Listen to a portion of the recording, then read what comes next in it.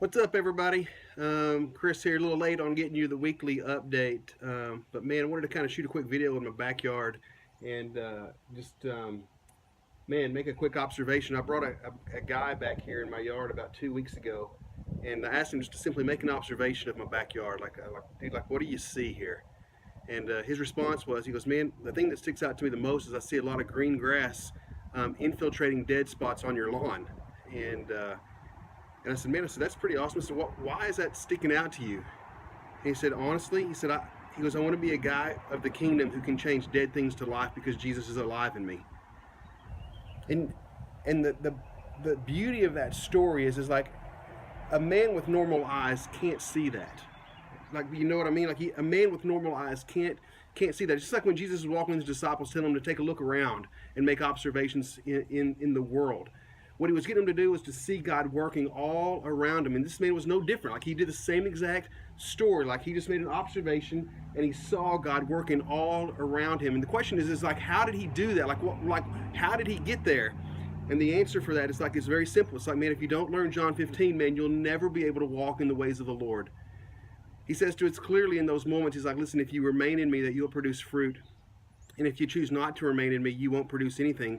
And this guy that I brought into my backyard, he'd been learning how to abide with Christ. And so the Lord was in him and full of him. And he was seeing the world through the lens of the kingdom. And that's what Jesus means by when you abide with me, you produce fruit. Because I'm everywhere, working in every situation. And you're just happen to be the agent of the kingdom that's there in that spot to see me work. And so, man, I just want to encourage you. Like worldly wisdom's not going to get you very far in the kingdom of God. Like it never did. Like you watch the Pharisees and the Sadducees, worldly wisdom never got them very far. And in the church, man, like people are full of worldly wisdom.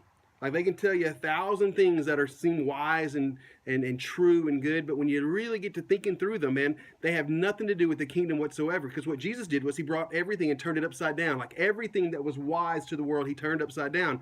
And so here's my thing for you, man. Like if you never learn to abide, you're always going to give wisdom that doesn't matter. And people will find that out pretty fast if they are remaining in the vine. And so, man, my encouragement to you is, dude, get in the vine. Like just remain in him. Like let him do something miraculous in you. He promises you that if you will remain in him, like if you will chew on his words, like if you will ingest them and think through them and just eat them and just own them and go, man, what does this mean? Like Lord, what are you trying to say to me? Like if you'll do that, he promises you that you'll produce fruit. But if you continue in the way of just trying to go through worldly wisdom, and I know it's right because I've lived a long time and all these things, bro, here's the deal. Like you will not get very far in God's economy. Like you're just not going to do it. And so, man, my heart for Heritage Church is that, man, we'll become a place full of the Lord. And the only way we're going to do that is to learn to abide, so that when we see green grass with brown stuff inside of it, and we see that as a picture of us being agents of the kingdom that can change dead things into life, then we actually start changing dead things to life. And so this week, I put my red shoes on, man. We're moving into John chapter 4.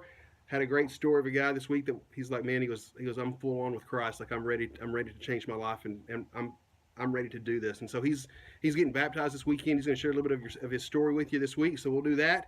We'll preach through John 4. We'll get fired about what Jesus is doing, and man, we'll continue to take ground one day at a time. So love you guys.